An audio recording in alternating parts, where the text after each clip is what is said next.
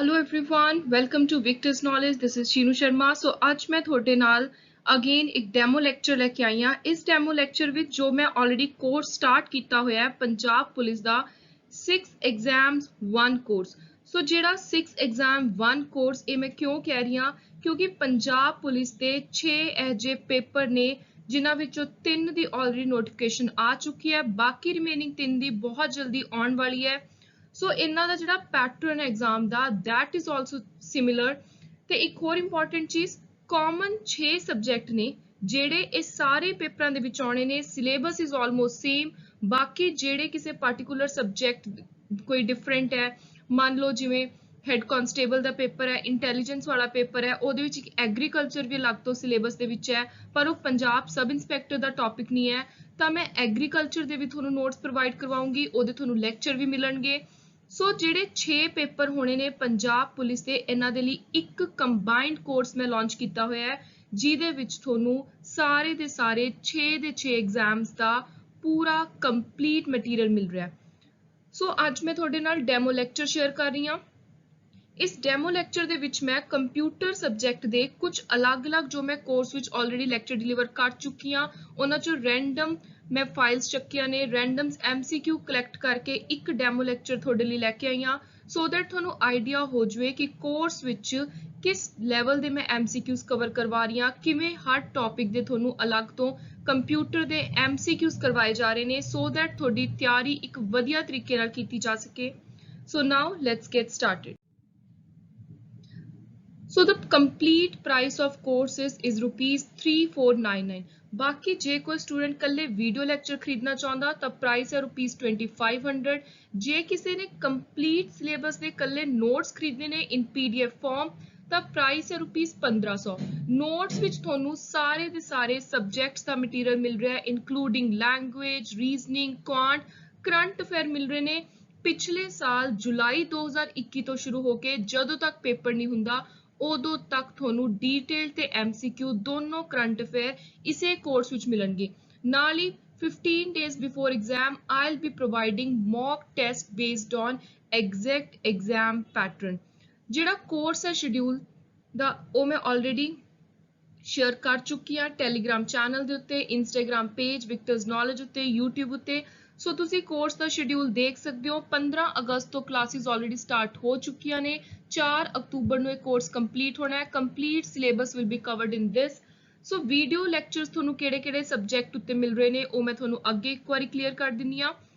ਸੋ 15 ਅਗਸਤ ਤੋਂ ਜਿਹੜੇ ਹੁਣ ਤੱਕ ਦੇ ਲੈਕਚਰਸ ਨੇ, ਜੇ ਤੁਸੀਂ ਵਿਦਿਨ 2-3 ਡੇਜ਼ ਇਸ ਕੋਰਸ ਨੂੰ ਬਾਏ ਕਰ ਰਹੇ ਹੋ ਤਾਂ ਤੁਹਾਨੂੰ ਮਿਲ ਜਾਣਗੇ ਪ੍ਰੀਵੀਅਸ ਲੈਕਚਰਸ ਐਗਜ਼ੈਕਟਲੀ ਜਿਵੇਂ ਮੈਂ ਆਲਰੇਡੀ ਕੋਰਸ ਵਿੱਚ ਐਨਰੋਲ ਸਟੂਡੈਂਟਸ ਨੂੰ ਪ੍ਰੋਵਾਈਡ ਕਰਵਾ ਰਹੀ ਹਾਂ, ਕਿਉਂਕਿ ਬਾਅਦ ਵਿੱਚ ਕਾਫੀ ਡਿਫਿਕਲਟ ਬਣ ਜਾਂਦਾ ਹੈ। ਜਿਹੜੇ ਇਹ ਲੈਕਚਰਸ ਨੇ ਇਹ ਤੁਹਾਨੂੰ YouTube ਪ੍ਰਾਈਵੇਟ ਵੀਡੀਓ ਦੀ ਫਾਰਮ 'ਚ ਮਿਲਣਗੇ। ਸੋ ਜੋ ਵੀ ਸਟੂਡੈਂਟ ਮੇਰੇ ਤੋਂ ਕੋਰਸ ਬਾਏ ਕਰਦਾ ਮੈਂ ਉਹਨਾਂ ਦੀ ਈਮੇਲ ਲੈਣੀ ਆ ਤੇ ਉਸ ਈਮੇਲ ਨੂੰ ਲੈਕਚਰ ਵਿੱਚ ਐਡ ਕਰ ਦਿੰਨੀ ਆ ਤੇ ਤੁਸੀਂ directly simply YouTube private lecture ਨੂੰ ਦੇਖ ਸਕਦੇ ਹੋ। ਇੱਕ ਹੋਰ ਇੰਪੋਰਟੈਂਟ ਚੀਜ਼ ਜੋ ਕਾਫੀ ਸਟੂਡੈਂਟ ਦਾ ਡਾਊਟ ਹੈ ਕਿ ਐਕਸੈਸ ਕਦੋਂ ਤੱਕ ਹੈ। ਸੋ ਐਕਸੈਸ ਇਜ਼ ਫॉर ਐਵਰ। ਤੁਸੀਂ ਕਿਸੇ ਵੀ ਟਾਈਮ ਦੇਖ ਸਕਦੇ ਹੋ, ਕਦੋਂ ਮਰਜ਼ੀ ਦੇਖ ਸਕਦੇ ਹੋ ਤੇ ਕਿਸੇ ਹੋਰ ਫਿਊਚਰ ਐਗਜ਼ਾਮ ਦੇ ਲਈ ਵੀ ਇਹ ਲੈਕਚਰਸ ਨੂੰ ਤੁਸੀਂ ਯੂਜ਼ ਕਰ ਸਕਦੇ ਹੋ। So the access will be with you for whole time.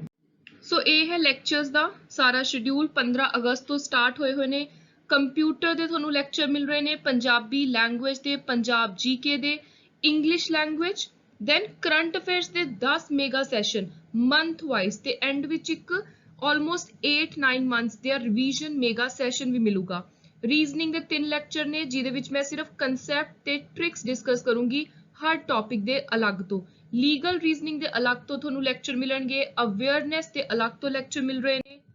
Then polity, modern India history, economics ਹੋ ਗਿਆ, ਇੰਡੀਅਨ ਆਰਟ ਐਂਡ ਕਲਚਰ ਦੇ ਤੁਹਾਨੂੰ MCQ ਫਾਰਮ ਦੇ ਵਿੱਚ ਰਿਵੀਜ਼ਨ ਕਰਵਾਈ ਜਾਊਗੀ। ਸਾਇੰਸ ਦੇ ਲੈਕਚਰ ਮਿਲ ਰਹੇ ਨੇ, ਜੀਓਗ੍ਰਾਫੀ, ਇਨਵਾਇਰਨਮੈਂਟ, ਅਗੇਨ ਲਾਸਟ ਵਿੱਚ ਕੁਆਂਟ ਆ ਜਿਹੜਾ ਉਹਦੇ ਵੀ ਸੇਮ ਫਾਰਮੂਲਾਸ, ਟ੍ਰਿਕਸ, ਕਨਸੈਪਟਸ ਡਿਸਕਸ ਕਰਾਂਗੇ। ਡੇਟਾ ਇੰਟਰਪ੍ਰੀਟੇਸ਼ਨ ਦਾ ਇੱਕ ਅਲੱਗ ਤੋਂ ਪੂਰਾ ਦਾ ਪੂਰਾ ਲੈਕਚਰ ਹੋਊਗਾ ਜਿਹਦੇ ਵਿੱਚ ਮੈਂ ਪ੍ਰੀਵੀਅਸ ਈਅਰ ਵਾਲੇ ਕੁਝ ਇੰਪੋਰਟੈਂਟ ਕੁਐਸਚਨ ਤੁਹਾਡੇ ਨਾਲ ਅਲੱਗ-ਅਲੱਗ ਟਾਈਪਸ ਦੇ ਡਿਸਕਸ ਕਰੂੰਗੀ। ਪਾਈ ਚਾਰਟ ਦੇ ਕੁਐਸਚਨ ਆਪਾਂ ਕਰਾਂਗੇ, ਬਾਰ ਗ੍ਰਾਫ ਦੇ ਅਲੱਗ ਤੋਂ ਕਰਾਂਗੇ ਸੋ ਦੈਟ ਤੁਹਾਨੂੰ ਅਲੱਗ-ਅਲੱਗ ਤਰ੍ਹਾਂ ਦੀ ਡੇਟਾ ਇੰਟਰਪ੍ਰੀਟੇਸ਼ਨ ਕੁਐਸਚਨ ਦੇ ਨਾਲ ਇੱਕ ਵਾਰੀ ਫੈਮੀਲੀਅਰ ਕਰਵਾ ਸਕਾਂ। ਸੋ 15 ਡੇਜ਼ ਬਿਫੋਰ ਐਗਜ਼ਾਮ ਤੁਹਾਨੂੰ ਇਸ ਕੰਪਲੀਟ ਕੋਰਸ ਵਿੱਚ ਮੌਕ ਟੈਸਟ ਮਿਲ ਰਹੇ ਨੇ।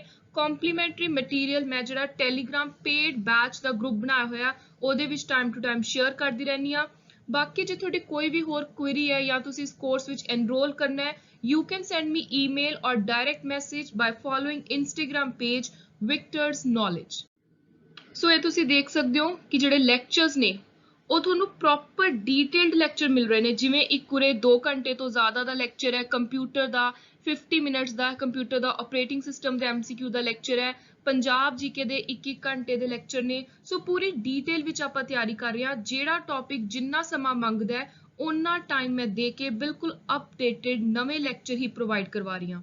ਸੋ ਇਹ ਹੈ ਟੈਲੀਗ੍ਰਾਮ ਦਾ ਸਬ ਇੰਸਪੈਕਟਰ ਪੇਡ ਬੈਚ ਦਾ ਗਰੁੱਪ। ਜੋ ਵੀ ਮੈਂ ਕੰਪਿਊਟਰ ਦਾ ਲੈਕਚਰ ਡਿਲੀਵਰ ਕਰਦੀ ਹਾਂ, ਕਿਉਂਕਿ ਜਿਹੜੇ ਨੋਟਸ ਨੇ ਉਹਦੇ ਵਿੱਚ ਕੰਪਲੀਟ ਥਿਊਰੀ ਕਵਰਡ ਆ, ਪਰ ਪੇਡ ਕੋਰਸ ਵਿੱਚ ਜਿਹੜਾ ਵੀਡੀਓ ਕੋਰਸ ਹੈ ਉਹਦੇ ਵਿੱਚ ਮੈਂ MCQ ਕਰਵਾ ਰਹੀ ਹਾਂ ਹਰ ਟੌਪਿਕ ਦੇ। ਸੋ ਜਿਵੇਂ ਫੰਡਾਮੈਂਟਲਸ ਆਫ ਕੰਪਿਊਟਰ ਦੇ 211 MCQ ਕੀਤੇ ਨੇ, ਅਲੱਗ-ਅਲੱਗ ਟੌਪਿਕ, ਜਿਹੜਾ ਕੋਈ ਵੱਡਾ ਟੌਪਿਕ ਹੈ ਉਹਦੇ ਜ਼ਿਆਦਾ ਕਰ ਰਹੇ ਹਾਂ, ਨਹੀਂ ਤਾਂ ਅਰਾਊਂਡ 80 to 100 MCQ ਕਰ ਰਹੇ ਹਾਂ ਹਰ ਟੌਪਿਕ ਦੇ।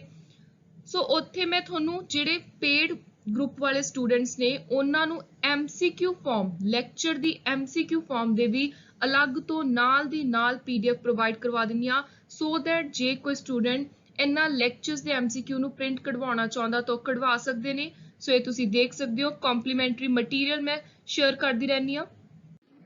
ਨੈਕਸਟ ਹੈ ਆਪਰੇਟਿੰਗ ਸਿਸਟਮ ਕਿਸ ਚੀਜ਼ ਦੀ ਕਲੈਕਸ਼ਨ ਹੈ। ਸੋ ਮੈਂ ਤੁਹਾਨੂੰ ਪਹਿਲਾਂ ਵੀ ਕਲੀਅਰ ਕੀਤਾ ਕਿ ਆਪਰੇਟਿੰਗ ਸਿਸਟਮ ਕੰਪਿਊਟਰ ਦੇ ਜੋ ਵੀ ਅੰਦਰ ਸੌਫਟਵੇਅਰ ਕੰਮ ਕਰਦੇ ਨੇ, ਜਿੰਨਾ ਵੀ ਪ੍ਰੋਸੈਸਿੰਗ ਹੁੰਦੀ ਆ, ਪ੍ਰੋਗਰਾਮ ਚੱਲਦੇ ਨੇ, ਬੇਸਿਕਲੀ ਹਾਰਡਵੇਅਰ ਨੂੰ ਛੱਡ ਕੇ ਬਾਕੀ ਜੋ ਵੀ ਕੰਮ ਹੈ ਅੰਦਰ ਦਾ ਕੰਪਿਊਟਰ ਦਾ, ਯੂਜ਼ਰ ਨੂੰ ਉਹ ਸਹੀ ਰਿਜ਼ਲਟ ਪ੍ਰੋਵਾਈਡ ਕਰਵਾਵੇ। ਜੋ ਯੂਜ਼ਰ ਕੰਪਿਊਟਰ ਦੇ ਉੱਤੇ ਕੰਮ ਕਰਨਾ ਚਾਹੁੰਦਾ ਉਹ ਕੰਮ ਉਹ ਸਹੀ ਬਿਨਾਂ ਰੁਕਾਵਟ ਤੋਂ, ਬਿਨਾਂ ਕਿਸੇ ਇੰਟਰਪਸ਼ਨ ਤੋਂ ਕਰ ਸਕੇ, ਇਹ ਸਾਰਾ ਕੰਮ ਹੁੰਦਾ ਹੈ ਆਪਰੇਟਿੰਗ ਸਿਸਟਮ ਦਾ। So operating system software routine ਦਾ ਹੀ ਇੱਕ ਕਲੈਕਸ਼ਨ ਕਰਕੇ ਤਿਆਰ ਕੀਤਾ ਜਾਂਦਾ ਹੈ। ਨੈਕਸਟ ਹੈ ਇਨ ਆਪਰੇਟਿੰਗ ਸਿਸਟਮ ਵਿਚ of the following are CPU scheduling algorithm. So CPU ਨੇ ਕਿਵੇਂ ਕੰਮ ਕਰਨਾ, ਅਲੱਗ-ਅਲੱਗ ਜਿਹੜੇ ਐਲਗੋਰਿਥਮ ਵਰਤੇ ਜਾਂਦੇ ਨੇ ਆਪਰੇਟਿੰਗ ਸਿਸਟਮ ਦੇ ਅੰਦਰ, ਤਾਂ ਉਹਨਾਂ ਦੇ ਵਿੱਚ ਇਹ ਤਿੰਨੋਂ ਆਉਂਦੇ ਨੇ ਜੋ CPU ਨੂੰ ਸਹੀ ਤਰੀਕੇ ਦਾ ਕੰਮ ਕਰਵਾਉਂਦੇ ਨੇ। ਜਦੋਂ ਕੋਈ ਕਮਾਂਡ ਦਿੱਤੀ ਜਾਂਦੀ ਹੈ ਅਲੱਗ-ਅਲੱਗ ਲੌਜੀਕਲ ਐਲਗੋਰਿਥਮ ਨੂੰ ਲੈ ਕੇ, ਕੋਈ ਕੈਲਕੂਲੇਟਿਵ ਹੁੰਦੀ ਹੈ ਕਮਾਂਡ ਜਾਂ ਕੋਈ ਹੋਰ ਅਰਿਥਮੈਟਿਕ ਕੰਮ ਕਰਵਾਇਆ ਜਾਂਦਾ, ਤਾਂ CPU ਆਪਣੇ ਆਪ ਦੇਖ ਲੈਂਦਾ ਆਪਰੇਟਿੰਗ ਸਿਸਟਮ ਦੀ ਮਦਦ ਦੇ ਨਾਲ ਕਿ ਯੂਜ਼ਰ ਨੇ ਮੇਰੇ ਤੋਂ ਕੀ ਮੰਗਿਆ। ਸੋ ਉਹਦੇ ਵਿੱਚ ਇਹ ਸਾਰੀਆਂ ਹੀ ਸ਼ੈਡਿਊਲਿੰਗ ਐਲਗੋਰਿਥਮਸ ਆਉਂਦੀਆਂ ਨੇ, round robin, shortest job first, priority. CPU ਆਪਣੇ ਆਪ ਦੇਖ ਲੈਂਦਾ ਕਿ ਮੈਂ ਪਹਿਲਾਂ ਪਹਿਲ ਦੇ ਤੌਰ ਤੇ ਕਿਹੜਾ ਕੰਮ ਕਰਨਾ ਯੂਜ਼ਰ ਦੀ ਡਿਮਾਂਡ ਦੇ ਅਕੋਰਡਿੰਗ, ਤੇ CPU ਨੂੰ ਇਹ ਸਾਰੀਆਂ ਚੀਜ਼ਾਂ ਕਰਵਾਉਣ ਦੇ ਵਿੱਚ ਮਦਦ ਕਰਦਾ ਕੰਪਿਊਟਰ ਦੇ ਅੰਦਰ ਕੰਮ ਕਰਨ ਵਾਲਾ operating system. So option D, all of the mentioned. What is the name of operating system that read and react in terms of actual time? So A operating system है real time system. ਹੁਣ ਤੁਸੀਂ ਸਮਝੋ real time operating system ਹੁੰਦਾ ਕੀ ਹੈ। Real time operating system ਇੱਕ ਇਹੋ ਜਿਹਾ operating system ਹੈ ਜਿਹੜਾ ਡਿਲੀਵਰੀ ਟਾਈਮ ਉੱਤੇ ਨਿਰਭਰ ਕਰਦਾ। ਸੋ ਯੂਜ਼ਰ ਨੇ ਕੋਈ ਕਮਾਂਡ ਦਿੱਤੀ, ਜਿਹੜਾ ਆਪਰੇਟਿੰਗ ਸਿਸਟਮ ਟਾਈਮ ਨੂੰ ਧਿਆਨ 'ਚ ਰੱਖਦੇ ਹੋਏ ਰਿਜ਼ਲਟ ਪ੍ਰੋਵਾਈਡ ਕਰਵਾਵੇ, ਰਿਐਕਟ ਕਰੇ, ਤੁਹਾਡੀ ਕਮਾਂਡ ਨੂੰ, ਤੁਹਾਡੀ ਜੋ ਡਿਮਾਂਡ ਹੈ ਯੂਜ਼ਰ ਦੀ, ਉਹਨੂੰ ਪੜ੍ਹ ਕੇ ਨਾਲ ਦੀ ਨਾਲ ਜਿੰਨਾ ਟਾਈਮ ਯੂਜ਼ਰ ਚਾਹੁੰਦਾ ਕਿ ਮੇਰਾ ਰਿਜ਼ਲਟ ਆਪਰੇਟਿੰਗ ਸਿਸਟਮ ਇੰਨੇ ਟਾਈਮ ਦੇ ਵਿੱਚ ਵਾਪਿਸ ਕਰ ਦੇਵੇ, ਜੋ ਆਪਰੇਟਿੰਗ ਸਿਸਟਮ ਰੀਡ ਕਰਦਾ, ਰਿਐਕਟ ਕਰਦਾ ਐਕਚੁਅਲ ਟਾਈਮ ਦੇ ਵਿੱਚ, ਜੋ ਯੂਜ਼ਰ ਨੇ ਟਾਈਮ ਤੈਅ ਕੀਤਾ, ਸੋ ਉਹਨੂੰ ਆਪਾਂ ਕਹਿੰਦੇ ਆ ਰੀਅਲ ਟਾਈਮ ਆਪਰੇਟਿੰਗ ਸਿਸਟਮ। ਸੋ ਇੱਕ ਇਹੋ ਜਿਹਾ ਸਿਸਟਮ ਹੈ ਜਿਹਦੀ ਕਰੈਕਟਨੈਸ, ਕੰਮ ਕਰਨ ਦੀ ਕਰੈਕਟਨੈਸ ਸਿਰਫ ਇਸ ਚੀਜ਼ ਉੱਤੇ ਡਿਪੈਂਡ ਨਹੀਂ ਕਰਦੀ ਕਿ ਲੌਜੀਕਲ ਰਿਜ਼ਲਟ ਆ ਰਿਹਾ ਜਾਂ ਨਹੀਂ ਆ ਰਿਹਾ, ਮਤਲਬ ਸਹੀ ਰਿਜ਼ਲਟ ਆ ਰਿਹਾ ਜਾਂ ਨਹੀਂ ਆ ਰਿਹਾ। ਇਹ ਇੱਕ ਇਹੋ ਜਿਹਾ ਆਪਰੇਟਿੰਗ ਸਿਸਟਮ ਹੈ ਰੀਅਲ ਟਾਈਮ ਆਪਰੇਟਿੰਗ ਸਿਸਟਮ ਜਿਹਦਾ ਮੇਨ ਰਿਜ਼ਲਟ ਡਿਪੈਂਡ ਕਰਦਾ ਕਿ ਜਿਹੜਾ ਡਿਲੀਵਰੀ ਟਾਈਮ ਹੈ ਉਹ ਕਿੰਨਾ ਹੈ, ਆਊਟਪੁੱਟ ਦਾ ਡਿਲੀਵਰੀ ਟਾਈਮ ਕਿੰਨਾ ਹੈ। ਸੋ ਇਹ ਮੇਨ ਚੀਜ਼ ਤੁਸੀਂ ਧਿਆਨ 'ਚ ਰੱਖਣੀ ਹੈ। ਨੈਕਸਟ ਹੈ ਆਪਰੇਟਿੰਗ ਸਿਸਟਮ ਕਿਸ ਤਰ੍ਹਾਂ ਦੇ ਐਰਰਸ ਨੂੰ ਹੈਂਡਲ ਕਰ ਸਕਦਾ ਹੈ। ਹੁਣ ਆਪਰੇਟਿੰਗ ਸਿਸਟਮ ਕੀ ਚੀਜ਼ ਹੈ, ਜੋ ਇੱਕ ਕੰਪਿਊਟਰ ਨੂੰ ਆਪਰੇਟ ਕਰਦਾ, ਪੂਰਾ ਦਾ ਪੂਰਾ ਸਿਸਟਮ, ਅੰਦਰਲਾ ਸਾਰਾ ਦਾ ਸਾਰਾ ਸਟਰਕਚਰ। ਸੋ ਹੁਣ ਆਪਰੇਟਿੰਗ ਸਿਸਟਮ ਚਾਹੇ ਕੋਈ ਪਾਵਰ ਫੇਲਿਅਰ ਹੋ ਰਹੀ ਹੈ, पेपर प्रिंटर दे विच कोई कमी आ रही है, कोई नेटवर्क दे विच फेलियर हो रहा, ओवरऑल इंटरनल कंप्यूटर दे अंदर जो कोई भी प्रॉब्लम आउंदी है सिस्टम दे अंदर किसी सॉफ्टवेयर दे विच हर तरह दा एरर हैंडल करदा है operating system. Option D all of the mention. Next question है ऑपरेटिंग सिस्टम ਦੀਆਂ ਸਰਵਿਸਿਜ਼ ਨੂੰ ਅਵੇਲ ਕਰਨ ਦੇ ਲਈ ਐਕਸੈਸ ਕਰਨ ਦੇ ਲਈ ਇੰਟਰਫੇਸ ਕੌਣ ਪ੍ਰੋਵਾਈਡ ਕਰਦਾ ਹੈ? ਸੋ ਇੰਟਰਫੇਸ ਪ੍ਰੋਵਾਈਡ ਕਰਦੇ ਹੈ system calls. Option A. System call ਕੀ ਹੁੰਦੀ ਹੈ? ਸਿਸਟਮ ਕਾਲ ਦੇ ਵਿੱਚ ਅਲੱਗ-ਅਲੱਗ ਚੀਜ਼ਾਂ ਆਉਂਦੀਆਂ ਨੇ, ਫਾਈਲ ਮੈਨੇਜਮੈਂਟ ਦਾ ਜਿਹੜਾ ਆਪਰੇਟਿੰਗ ਸਿਸਟਮ ਕੰਮ ਕਰਦਾ, ਡਿਵਾਈਸ ਮੈਨੇਜਮੈਂਟ ਦਾ, ਇਨਫੋਰਮੇਸ਼ਨ ਮੇਨਟੇਨੈਂਸ, ਕਮਿਊਨੀਕੇਸ਼ਨ। ਹੁਣ ਸਿਸਟਮ ਕਾਲ ਕੀ ਕਰਦੀ ਹੈ? ਇੱਕ ਇਹੋ ਜਿਹਾ ਤਰੀਕਾ ਜਿਹਦੇ ਨਾਲ ਯੂਜ਼ਰ ਪ੍ਰੋਗਰਾਮ ਨੂੰ ऑपरेटिंग सिस्टम ਦੇ ਜੋ ਵੀ ਇੰਟਰਫੇਸ ਚਾਹੀਦਾ ਹੈ ਉਹ ਇੰਟਰਫੇਸ ਪ੍ਰੋਵਾਈਡ ਕਰਵਾ ਕੇ ਦਿੰਦੀ ਹੈ ਸਿਸਟਮ ਕਾਲ। ਜੋ ਯੂਜ਼ਰ ਦੀ ਡਿਮਾਂਡ ਹੁੰਦੀ ਹੈ, ਜੋ ਸਰਵਿਸਿਜ਼ ਯੂਜ਼ਰ ਮੰਗ ਰਿਹਾ ਆਪਰੇਟਿੰਗ ਸਿਸਟਮ ਤੋਂ, ਉਹਦੇ ਤੱਕ ਪਹੁੰਚਾਉਣ ਦਾ ਕੰਮ ਹੈ ਸਿਸਟਮ ਕਾਲ ਦਾ। ਐਂਡ ਜਿੱਥੇ ਵੀ ਇੰਟਰਫੇਸ ਵਰਡ ਉਰੇ ਯੂਜ਼ ਹੋ ਰਿਹਾ ਉਹਦਾ ਮਤਲਬ ਹੁੰਦਾ ਇੱਕ ਕਨੈਕਸ਼ਨ। ऑपरेटिंग सिस्टम तक पहुंचाउंदा कौन है, किवें सर्विसेज तक लैके जांदे है। सो इंटरफेस दी उरे सिर्फ इन्नी की रेलेवेंस है कि यूजर दी ऑपरेटिंग सिस्टम नाल कनैक्शन किवें तय करवाई जांदी है, that is provided by system call. 2 steps the operating system take due to use a disk to hold it file। So operating system केड़े 2 स्टेप चकदा so that ਉਹ disc ਦੀ ਵਰਤੋਂ ਕਰ ਸਕੇ ਆਪਣੀਆਂ ਫਾਈਲਸ ਨੂੰ ਹੋਲਡ ਕਰਵਾਉਣ ਦੇ ਲਈ। ਸੋ ਸਭ ਤੋਂ ਪਹਿਲਾਂ ਪਾਰਟੀਸ਼ਨਿੰਗ ਹੁੰਦੀ ਹੈ, ਉਸ ਤੋਂ ਬਾਅਦ ਉਹਨਾਂ ਦੀ ਲੌਜੀਕਲ ਫਾਰਮੈਟਿੰਗ ਕੀਤੀ ਜਾਂਦੀ ਹੈ ਯੂਜ਼ਰ ਦੀ ਡਿਮਾਂਡ ਦੇ according. Option A. Time required to synchronous switch from the context of one thread to the context of another thread is called। ਇਹਨੂੰ ਕਿਹਾ ਜਾਂਦਾ ਹੈ ਇੱਕ ਥ੍ਰੈਡ ਤੋਂ ਦੂਜੇ ਵਿੱਚ ਜਿਹੜਾ ਸਵਿਚ ਕਰਨ ਦੇ ਲਈ ਬਦਲਣ ਦੇ ਲਈ ਟਾਈਮ ਹੁੰਦਾ ਹੈ context switch time. Option C. Thread ਕੀ ਹੈ? ਸਿੰਪਲੀ ਜੇ ਆਪਾਂ ਗੱਲ ਕਰੀਏ ਥ੍ਰੈਡ ਇੱਕ ਫਲੋ ਹੈ ਐਗਜ਼ੀਕਿਊਸ਼ਨ ਦਾ। ਪ੍ਰੋਸੈਸ ਕੋਡ ਦੀ ਮਦਦ ਦੇ ਨਾਲ ਜੋ ਵੀ ਕਮਾਂਡ ਦਿੱਤੀ ਗਈ ਹੈ, ਜੋ ਕੰਮ ਕਰਨਾ ਆਪਰੇਟਿੰਗ ਸਿਸਟਮ ਨੇ, ਉਹਨੂੰ ਕਿਵੇਂ ਕਰਵਾਉਣਾ, ਉਹ ਕਿਸ ਫਲੋ ਦੇ ਵਿੱਚ ਜਾਊਗਾ, ਕਿਸ ਤਰੀਕੇ ਦੇ ਨਾਲ ਜਾਊਗਾ, ਉਹ ਸਾਰਾ ਕੁਝ ਦੇਖਦਾ ਹੈ ਥ੍ਰੈਡ। ਸੋ ਥ੍ਰੈਡ ਕੀ ਹੈ? It is a flow of execution through the process code. Process code ਚੋਂ ਨਿਕਲਦੇ ਹੋਏ ਕਿਵੇਂ ਸਾਰਾ ਕੰਮ ਹੋਊਗਾ। ਸੋ ਇਹਦੇ 'ਚ ਇੱਕ ਇੰਪੋਰਟੈਂਟ ਚੀਜ਼ ਤੁਸੀਂ ਧਿਆਨ 'ਚ ਰੱਖਣੀ ਹੈ ਕਿ ਜਿਹੜਾ ਥ੍ਰੈਡ ਹੈ ਉਹ ਇੱਕ ਟਰੈਕ ਰੱਖਦਾ ਹੈ, ਇੱਕ ਨਜ਼ਰ ਰੱਖਦਾ ਕਿ ਕਿਹੜੀ ਇਨਸਟਰਕਸ਼ਨ ਦਿੱਤੀ ਗਈ ਹੈ ਕਿਸੇ ਵੀ ਆਪਰੇਟਿੰਗ ਸਿਸਟਮ ਨੂੰ ਤੇ ਹੁਣ ਉਹਨੂੰ ਅੱਗੇ ਕਿਵੇਂ ਪਹੁੰਚਾਉਣੀ ਹੈ।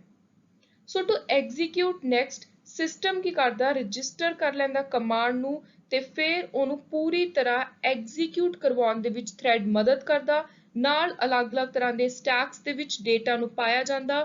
ਸੋ ਇਹ ਸਾਰਾ ਇੱਕ ਅੰਦਰਲਾ ਇੰਟਰਨਲ ਵਰਕਿੰਗ ਦਾ ਕਨਸੈਪਟ ਹੈ ਆਪਰੇਟਿੰਗ ਸਿਸਟਮ ਦਾ। ਸੋ ਤੁਸੀਂ ਯਾਦ ਰੱਖਣਾ ਸਿੰਪਲੀ ਥ੍ਰੈਡ ਕੀ ਹੁੰਦਾ?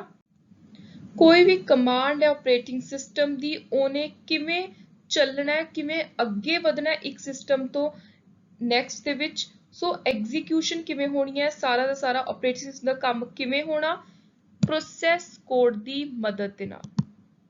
ਸੋ ਉਰੇ 2 ਟਰਮਸ ਇੰਪੋਰਟੈਂਟ ਨੇ, flow of execution, process code. Interrupt latency refers to the period of time। latency period बहुत ज़्यादा important है, directly ਇਹਦੇ ਉੱਤੇ ਪਿਛਲੇ ਸਾਲ question ਆਏ ਸੀ ਸਬ ਇੰਸਪੈਕਟਰ ਪੇਪਰ ਦੇ ਵਿੱਚ। So interrupt latency ਉਹ time period ਹੈ from the arrival of an interrupt to the start of interrupt service routine। ਜਦੋਂ ਤੋਂ ਕੋਈ ਰੁਕਾਵਟ, ਕੋਈ ਇੰਟਰਪਸ਼ਨ ਆ ਗਈ, ਜਦੋਂ ਤੋਂ ਉਹਦੀ ਸਰਵਿਸ ਰੂਟੀਨ ਸਟਾਰਟ ਕੀਤੀ, ਆਪਾਂ ਉਹਦੇ ਵੱਲ ਧਿਆਨ ਦੇ ਕੇ ਜਿਹੜਾ ਉਹਦੇ ਵਿਚਕਾਰ ਵਾਲਾ ਟਾਈਮ ਹੈ ਜਦੋਂ ਤੁਹਾਨੂੰ ਵੇਟ ਕਰਨੀ ਪੈ ਰਹੀ ਹੈ, that is interrupt latency। ਅਗਲਾ ਕੁਐਸਚਨ ਹੈ in real time system computer results. So computer results deadline ਦੇ ਅੰਦਰ ਤੁਹਾਨੂੰ ਮਿਲਣੇ ਚਾਹੀਦੇ ਨੇ। Option A. LED again important for exam, light emitting diode। option B। display of LCD monitor is dash than that of LED। LCD monitor ਦੀ ਜਿਹੜੀ display ਹੁੰਦੀ ਹੈ, screen ਹੁੰਦੀ ਹੈ, ਥੋੜੀ ਡਲ ਹੁੰਦੀ ਹੈ। LED monitor ਦੀ ਥੋੜੀ ਜੀ ਵਧੀਆ ਜ਼ਿਆਦਾ ਕੁਆਲਿਟੀ ਦੀ ਹੁੰਦੀ ਹੈ, HD ਕੁਆਲਿਟੀ ਦੀ ਹੁੰਦੀ ਹੈ। ਸੋ option D duller. Height to width ratio of monitor screen, ਜਿਹੜੀ height to width ratio ਹੈ monitor screen ਦੀ, ਉਹਨੂੰ ਆਪਾਂ ਕਹਿੰਦੇ ਆ aspect ratio. Option A important for exam. CRT monitor ਦੀ ਕਿੰਨੀ aspect ratio ਹੁੰਦੀ ਹੈ? ਸੋ ਇਹਨਾਂ ਦੀ ਹੁੰਦੀ ਹੈ 4:3. Option ਟਾਈਪ ਆਫ ਪ੍ਰਿੰਟਰ, ਜਿਹੜਾ ਪੇਪਰ ਨੂੰ ਹਿੱਟ ਕਰਦਾ ਪ੍ਰਿੰਟਰ ਨੂੰ ਪ੍ਰੋਡਿਊਸ ਕਰਨ ਦੇ ਲਈ, ਸੋ ਉਹ ਹੈ impact type printer. Type of printer ਜਿਹੜਾ ਪੇਪਰ ਦੇ ਨਾਲ ਡਾਇਰੈਕਟ ਟੱਚ ਵਿੱਚ ਨਹੀਂ ਆਉਂਦਾ ਪ੍ਰਿੰਟਿੰਗ ਦੇ ਲਈ, ਸੋ ਦੈਟ ਇਜ਼ ਨॉन ਇੰਪੈਕਟ. ਤੇ ਇਹ ਦੋਨੋਂ ਜਿਹੜੇ MCQ ਨੇ, ਇਹ ਇੰਪੈਕਟ ਤੇ ਨॉन ਇੰਪੈਕਟ ਦੇ ਬੇਸਿਕ ਮੀਨਿੰਗਸ ਨੂੰ ਡਿਸਕ੍ਰਾਈਬ ਕਰ ਰਹੇ ਨੇ. ਡਾਟ ਮੈਟ੍ਰਿਕਸ ਪ੍ਰਿੰਟਰ ਕਿਹੜੀ ਟਾਈਪ ਦਾ ਪ੍ਰਿੰਟਰ ਹੈ? ਕੀ ਇਹ ਇੰਪੈਕਟ ਹੈ, ਨॉन ਇੰਪੈਕਟ ਹੈ? ਸੋ ਇਹ ਹੈ ਇੱਕ ਇੰਪੈਕਟ ਪ੍ਰਿੰਟਰ.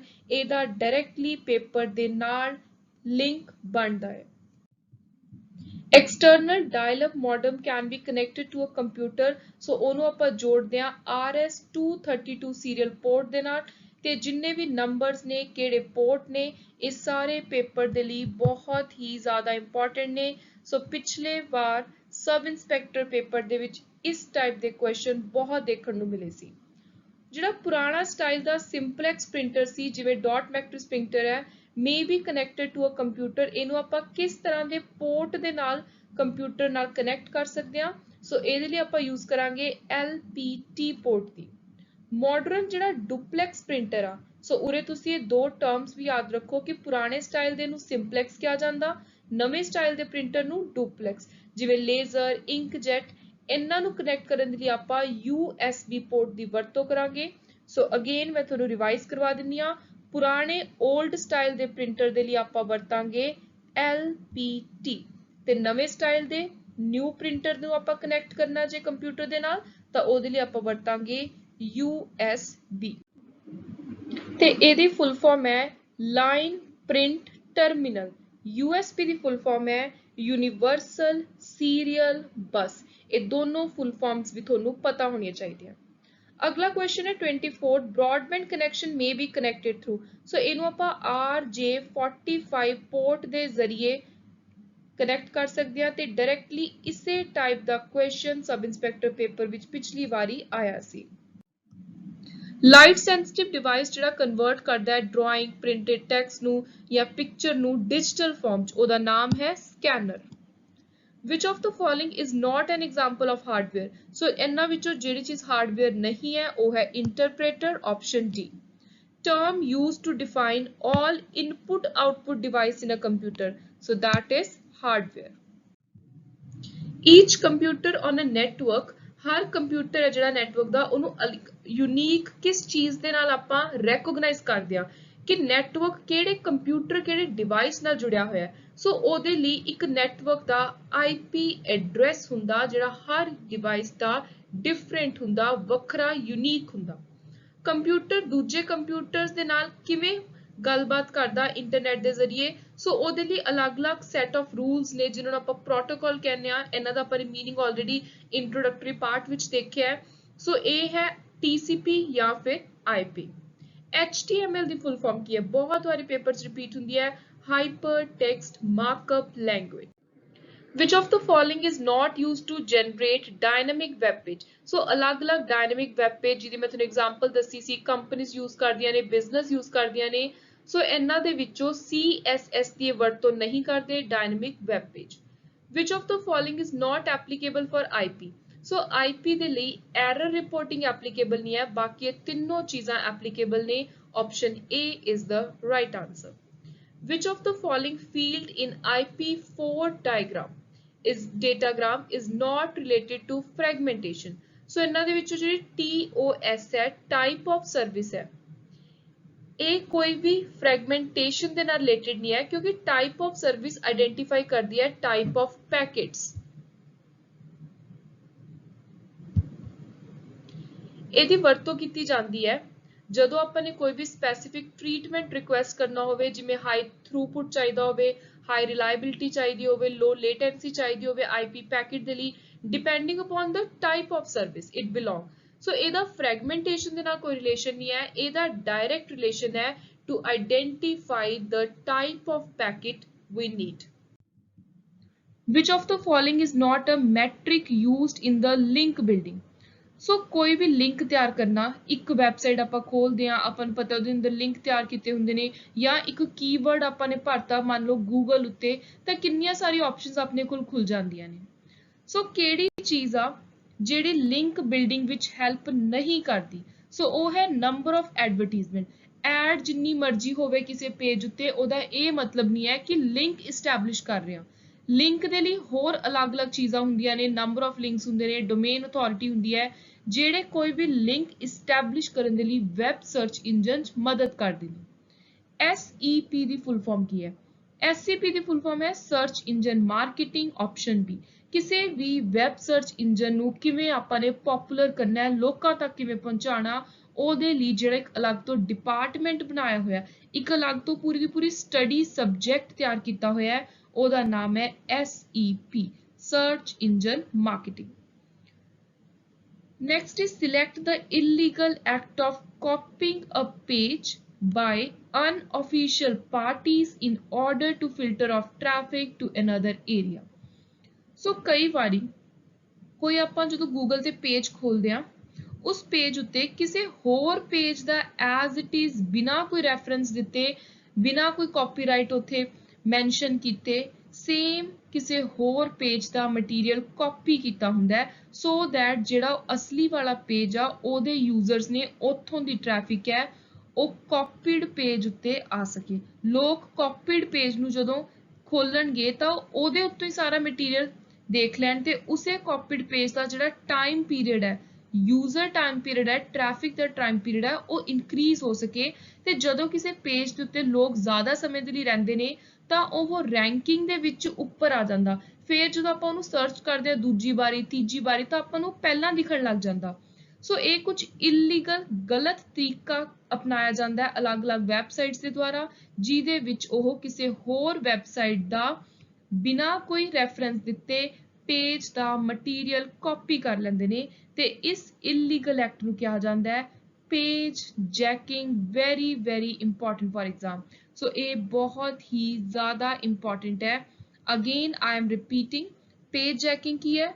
ਜਦੋਂ ਕਿਸੇ ਪੇਜ ਦਾ ਕੋਈ ਵੀ ਅਨਅਫੀਸ਼ੀਅਲ ਪਾਰਟੀ ਇਲੀਗਲ, ਗਲਤ ਤਰੀਕੇ ਦੇ ਨਾਲ ਮਟੀਰੀਅਲ ਕਾਪੀ ਕਰਕੇ ਆਪਣੇ ਪੇਜ ਤੇ ਪਬਲਿਸ਼ ਕਰ ਦੇਵੇ, ਸੋ ਉਸ ਤਰੀਕੇ ਨੂੰ ਆਪਾਂ ਕਹਿੰਦੇ ਆ, ਉਸ ਇਲੀਗਲ ਐਕਟ ਨੂੰ ਕਹਿੰਦੇ ਆ ਪੇਜ ਜੈਕਿੰਗ। SEO ਦੀ ਫੁੱਲ ਫਾਰਮ ਸਰਚ ਇੰਜਨ ਆਪਟੀਮਾਈਜ਼ੇਸ਼ਨ। ਕਿਵੇਂ ਆਪਾਂ ਨੇ ਸਰਚ ਨੂੰ ਇਨਕਰੀਜ਼ ਕਰਨਾ, ਉਹਦੀ ਪਰਫਾਰਮੈਂਸ ਕਿਵੇਂ ਵਧਾਉਣੀ ਹੈ ਕਿਸੇ ਵੀ ਵੈਬਸਾਈਟ ਦੀ, ਵੈਬ ਸਰਚ ਇੰਜਨ ਦੀ, ਸੋ ਉਹਦੇ ਲਈ ਇਹ ਟੂਲ ਅਪਣਾਇਆ ਜਾਂਦਾ ਜਿਹਨੂੰ ਆਪਾਂ SEO ਕਹਿੰਦੇ ਆ। SEO ਕਿਵੇਂ ਹੁੰਦੀ ਹੈ? SEO ਔਨ ਪੇਜ ਵੀ ਹੁੰਦੀ ਹੈ, ਆਫ ਪੇਜ ਵੀ ਹੁੰਦੀ ਹੈ, ਸੋ ਦੋ ਤਰ੍ਹਾਂ ਦੀ ਹੈ। Option A, which file to give instructions to search engine tool। So search engine tools ਨੂੰ ਜਿਹੜੀ ਫਾਈਲ ਇਨਸਟਰਕਸ਼ਨਸ ਦਿੰਦੀ ਹੈ ਪਿੱਛੇ ਰਹਿ ਕੇ, ਬੈਕ ਐਂਡ ਤੇ, ਉਹਦਾ ਨਾਮ ਹੈ robots.txt। Very very important.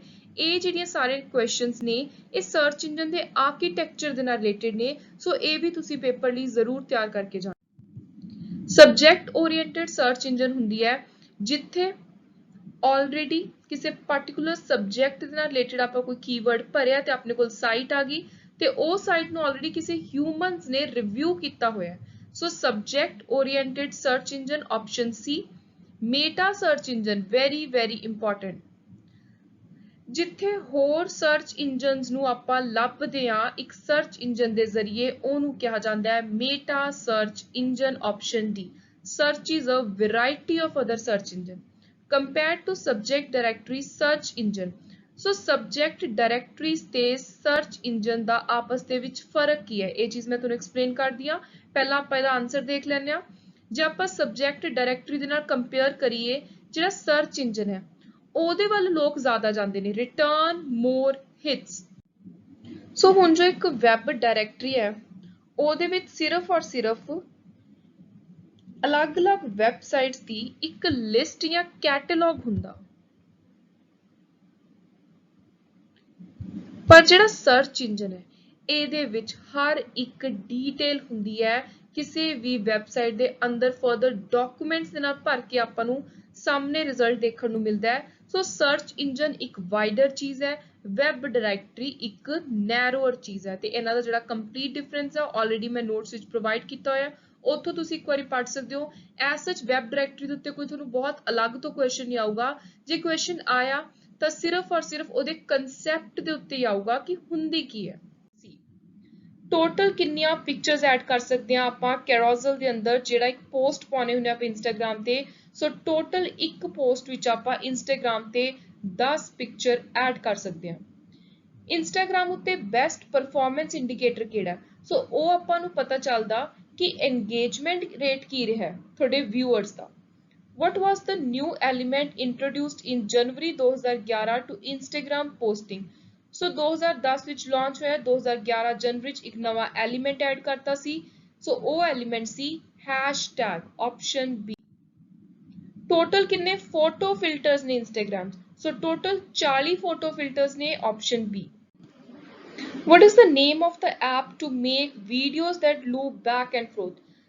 So ਇੱਕ ਇਹ ਜੀ ਚੀਜ਼ ਹੈ, ਇੰਸਟਾਗ੍ਰਾਮ ਦਾ ਫੀਚਰ ਹੈ, ਐਪਲੀਕੇਸ਼ਨ ਹੈ, ਜਿਹਦੇ ਵਿੱਚ ਜਦੋਂ ਆਪਾਂ ਵੀਡੀਓ ਬਣਾਉਂਦੇ ਆ ਤਾਂ ਕੁਝ ਸੈਕਿੰਡਸ ਦੀ ਬਣਦੀ ਹੈ ਤੇ ਅੱਗੇ ਪਿੱਛੇ ਚੱਲਦੀ ਹੈ। ਸੋ ਜਦੋਂ ਆਪਾਂ ਅੱਗੇ ਪਿੱਛੇ ਮੂਵਮੈਂਟ ਵਾਲੀ ਵੀਡੀਓ ਬਣਾਉਂਦੇ ਆ ਤਾਂ ਇਸ ਫੀਚਰ ਨੂੰ ਕਹਿੰਦੇ ਆ ਬੂਮਰੈਂਗ, ਆਪਸ਼ਨ ਏ। ਵੀਡੀਓ ਦੀ ਇੰਸਟਾਗ੍ਰਾਮ ਉੱਤੇ ਟੋਟਲ ਮੈਕਸਿਮਮ ਲੈਂਥ ਕਿੰਨੀ ਪੋਸੀਬਲ ਸੀ? So that was 1 minute, option C. So ਉਰੇ ਮੈਂ ਤੁਹਾਨੂੰ ਇੱਕ ਹੋਰ ਇੰਪੋਰਟੈਂਟ ਨਵਾਂ ਫੀਚਰ ਦੱਸ ਦੇਣਾ ਚਾਹੁੰਦੀ ਹਾਂ ਜੋ ਪੇਪਰ ਲਈ ਬਹੁਤ ਇੰਪੋਰਟੈਂਟ ਹੈ। ਇੰਸਟਾਗ੍ਰਾਮ ਨੇ ਰੀਸੈਂਟਲੀ ਇੱਕ ਚੀਜ਼ ਅਪਡੇਟ ਕੀਤੀ ਹੈ। ਹੁਣ ਤੁਸੀਂ ਆਪਣੇ ਫੋਨ ਤੋਂ ਜੇ ਐਪਲੀਕੇਸ਼ਨ ਦੇ ਜ਼ਰੀਏ ਵੀਡੀਓ ਪਾਉਣਾ ਚਾਹੁੰਦੇ ਹੋ ਇੰਸਟਾਗ੍ਰਾਮ ਤੇ ਤਾਂ ਵੀਡੀਓ ਨਹੀਂ ਪਊਗੀ, ਹਰ ਵੀਡੀਓ ਰੀਲ ਦੀ ਫਾਰਮ ਵਿੱਚ ਹੀ ਅਪਲੋਡ ਹੋਊਗੀ। ਪਰ ਜੇ ਤੁਸੀਂ ਡੈਸਕਟਾਪ ਤੋਂ, ਲੈਪਟਾਪ ਤੋਂ ਅਪਲੋਡ ਕਰਦੇ ਹੋ ਤਾਂ ਫਿਰ ਵੀਡੀਓ ਅਪਲੋਡ ਹੋ ਜਾਂਦੀ ਹੈ। ਸੋ ਇਹ ਇੰਪੋਰਟੈਂਟ ਫੀਚਰ ਤੁਸੀਂ ਯਾਦ ਰੱਖਣਾ। ਸੋ ਪਿੱਛੇ ਤੁਹਾਨੂੰ ਇੱਕ ਓਵਰਵਿਊ ਮਿਲ ਗਿਆ ਹੋਏਗਾ ਕਿ ਕਿਵੇਂ ਦੇ ਆਪਾਂ MCQs ਡਿਸਕਸ ਕਰ ਰਹੇ ਹਾਂ ਕੋਰਸ ਦੇ ਅੰਦਰ। ਕੰਪਲੀਟ ਐਡਵਾਂਸ ਲੈਵਲ ਥਿਊਰੀ ਦੇ ਨੋਟਸ ਅਵੇਲੇਬਲ ਨੇ। ਸੋ ਜੇ ਤੁਸੀਂ ਕੰਪਿਊਟਰ ਦਾ ਕੱਲਾ ਵੀ ਕੋਰਸ ਬਾਏ ਕਰਨਾ ਚਾਹੁੰਦੇ ਹੋ, ਵੀਡੀਓ ਪਲੱਸ ਨੋਟਸ, ਤੁਸੀਂ ਉਹ ਵੀ ਲੈ ਸਕਦੇ ਹੋ। ਦ ਪ੍ਰਾਈਸ ਇਜ਼ ₹650। ਬਾਕੀ ਕੋਈ ਸਟੂਡੈਂਟ PSSSB ਪੇਪਰਾਂ ਦਾ ਕੰਬਾਈਨਡ ਕੋਰਸ ਖਰੀਦਣਾ ਚਾਹੁੰਦਾ ਤਾਂ ਉਹ ਵੀ ਅਵੇਲੇਬਲ ਹੈ। ਸੋ ਡੀਟੇਲ ਦੇ ਲਈ ਤੁਸੀਂ ਮੈਨੂੰ ਈਮੇਲ ਭੇਜ ਸਕਦੇ ਹੋ। ਆਂਗਨਵਾੜੀ ਸੁਪਰਵਾਈਜ਼ਰ ਦੇ, ਚਾਈਲਡ ਕੇਅਰ ਦੇ notes, MCQ, 5 mock test available ਨੇ। Then Punjab police sub inspector ਦੇ ਜੇ ਇਕੱਲੇ ਨੋਟਸ ਖਰੀਦਣਾ ਚਾਹੁੰਦੇ ਹੋ ਤਾਂ ਪ੍ਰਾਈਸ ਹੈ ₹1500। ਇਹ ਸਾਰੇ ਸਬਜੈਕਟਸ ਦੇ ਤੁਹਾਨੂੰ ਨੋਟਸ ਮਿਲ ਰਹੇ ਨੇ ਪ੍ਰੋਪਰ ਵੇ ਦੇ ਅੰਦਰ। Current legal development, legal reasoning, awareness, ਹਰ ਇੱਕ ਚੀਜ਼ ਨੋਟਸ ਵਿੱਚ ਮੈਂ ਇਨਕਲੂਡ ਕੀਤੀ ਹੈ। PPSC ਦੇ ਲਈ ਕੋਆਪਰੇਟਿਵ ਇੰਸਪੈਕਟਰ, ਸੀਨੀਅਰ ਅਸਿਸਟੈਂਟ ਦੇ ਲਈ ਮੌਕ ਟੈਸਟ ਖਰੀਦਣਾ ਚਾਹੁੰਦੇ ਹੋ ਤਾਂ 10 ਮੌਕ ਟੈਸਟ ਅਵੇਲੇਬਲ ਨੇ, ਬਿਲਕੁਲ ਐਗਜ਼ੈਕਟਲੀ PPSC ਲੈਵਲ ਦੇ। ਜਾਂ ਫਿਰ ਕੋਈ ਸਟੂਡੈਂਟ ਕੰਪਲੀਟ ਪੂਰੇ ਸਿਲੇਬਸ ਦੇ ਨੋਟਸ ਲੈਣਾ ਚਾਹੁੰਦਾ ਹੈ PPSC senior assistant, junior auditor ਦੇ, ਉਹ ਵੀ ਅਵੇਲੇਬਲ ਨੇ। ਨੋਟਸ ਵਿੱਚ ਤੁਹਾਨੂੰ ਕਾਸਟ, ਫਾਈਨੈਂਸ਼ੀਅਲ, ਜਿਹੜੇ ਇਹ ਅਲੱਗ-ਅਲੱਗ ਮੈਨੇਜਮੈਂਟ ਵਾਲੇ, ਮੈਨੇਜਮੈਂਟ ਅਕਾਊਂਟਿੰਗ ਦੇ 3 ਮੇਨ ਹੈਡਸ ਨੇ, ਇਹਨਾਂ ਦੀ ਪੂਰੀ ਥਿਊਰੀ, ਹਰ ਇੱਕ ਟੌਪਿਕ ਇਨਕਲੂਡਡ ਹੈ ਨੋਟਸ ਦੇ ਵਿੱਚ। ਤੇ ਲਾਸਟ ਵਿੱਚ ਮੈਂ 500 MCQs ਵੀ ਪ੍ਰੋਵਾਈਡ ਕਰਵਾ ਰਹੀ ਹਾਂ ਇਸੇ ਨੋਟਸ ਦੇ ਵਿੱਚ। ਸੋ ਦ ਪ੍ਰਾਈਸ ਇਜ਼ ₹799।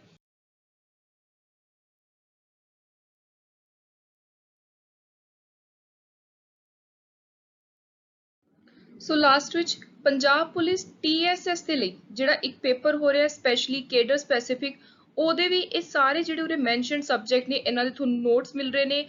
ਕਿਹੜੇ ਸਬਜੈਕਟ ਦੇ ਇਕੱਲੇ ਸਬ ਇੰਸਪੈਕਟਰ ਲਈ ਨੋਟਸ ਨੇ ਉਹ ਵੀ ਉਰੇ ਮੈਂ ਮੈਂਸ਼ਨ ਕੀਤਾ ਹੋਇਆ। ਬਾਕੀ ਜਿਵੇਂ data analytics, mining, IT support, system administration, ਇਹਨਾਂ ਦੇ ਸਬ ਇੰਸਪੈਕਟਰ ਪਲੱਸ ਕਾਂਸਟੇਬਲ ਦੋਨੋਂ ਪੋਸਟਾਂ ਦੇ ਲਈ ਬਿਲਕੁਲ ਕੰਪਲੀਟ ਡੀਟੇਲਡ ਥਿਊਰੀ ਨੋਟਸ। ਉਰੇ ਤੁਸੀਂ ਇੱਕ ਚੀਜ਼ ਨੋਟ ਕਰ ਲਓ ਕਿ ਸਿਰਫ ਥਿਊਰੀ ਨੋਟਸ ਹੀ ਅਵੇਲੇਬਲ ਨੇ, MCQs are not available for any of these subject। ਸੋ ਜੇ ਕੋਈ ਸਟੂਡੈਂਟ ਥਿਊਰੀ ਨੋਟਸ ਬਾਏ ਕਰਨਾ ਚਾਹੁੰਦਾ ਇਹਨਾਂ ਦੇ ਵਿੱਚੋਂ ਕਿਸੇ ਵੀ ਸਬਜੈਕਟ ਦੇ ਲਈ ਤੇ ਨੋਟਸ ਵਿੱਚ ਐਗਜ਼ੈਕਟਲੀ ਜੋ ਸਿਲੇਬਸ ਹੈ ਜਿਵੇਂ ਜਿਵੇਂ ਮੈਂਸ਼ਨਡ ਹੈ, ਇੱਕ ਟੌਪਿਕ ਦੀ ਮੈਂ ਬਿਲਕੁਲ ਸਹੀ ਕ੍ਰਿਸਪ ਥਿਊਰੀ ਦਿੱਤੀ ਹੋਈ ਹੈ ਸੋ ਦੈਟ ਤੁਸੀਂ ਘੱਟ ਟਾਈਮ ਵਿੱਚ ਕਵਰ ਕਰ ਸਕੋ। ਤੁਸੀਂ ਮੈਨੂੰ ਈਮੇਲ ਭੇਜਣੀ ਹੈ on legalvictor02896@gmail.com in order to buy notes and to know the price। ਬਾਕੀ ਮੈਂ ਪ੍ਰਾਈਸ ਡੀਟੇਲਸ ਆਲਰੇਡੀ ਜਿਹੜਾ common victors knowledge Telegram channel ਹੈ, ਓਪਨ ਚੈਨਲ ਹੈ ਪਬਲਿਕ, ਉਹਦੇ ਵਿੱਚ ਸ਼ੇਅਰ ਕੀਤੇ ਹੋਏ ਨੇ। ਸੋ ਉੱਥੇ ਵੀ ਤੁਸੀਂ ਪੁਰਾਣੀਆਂ ਮੀਡੀਆ ਫਾਈਲਸ ਦੇ ਵਿੱਚ ਜਾ ਕੇ ਦੇਖ ਸਕਦੇ ਹੋ। ਸਾਰੇ ਨੋਟਸ ਤੇ ਤੁਹਾਨੂੰ ਪ੍ਰਾਈਸ ਪਤਾ ਚੱਲ ਜਾਣਗੇ। So that's all for today. Thank you and good luck.